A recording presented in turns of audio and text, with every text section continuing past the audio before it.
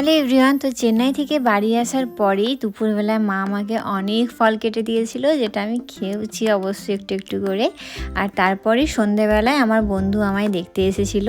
ও হচ্ছে সবার ফার্স্টে আমাকে দেখতে এসেছিল যেদিন আমি এসেছিলাম সেই দিনই।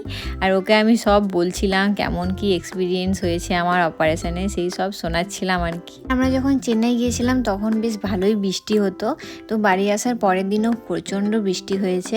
আর সুমন সেই সময়টাতেই বাজার গিয়েছিল, অনেকটা লেট হয়ে গিয়েছিল ওর আসতে, কারণ বৃষ্টি হচ্ছিল তো ভিজে ভিজে আসবে না বলে অনেকটা টাইম দাঁড়িয়ে গিয়েছিল, কিন্তু তারপরেও ওকে ভিজে ভিজেই আসতে হয়েছে।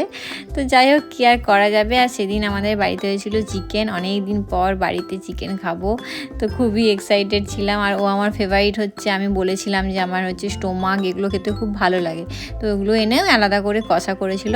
অনেক দিন পর বাড়িতে এসে তো খুব ভালো লাগছিল, বাড়িতে আছি, বাড়ির খাবার দাবার মানে খুব মিস করছিলাম ওখানে, যেটা হয় বাইরে গেলে ভালো লাগে না। তো সবাই মিলে জমিয়ে লাঞ্চ করেছি। আর তারপরেই এসেছিলো আমার বোনু আর দিদা আমায় দেখতে এসেছিলো।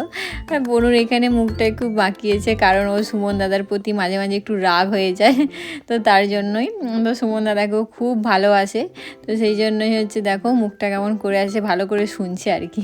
তো যাই হোক, আমার মিনি ব্লগটা যদি ভালো লেগে থাকে অবশ্যই কিন্তু একটা লাইক করে দিও।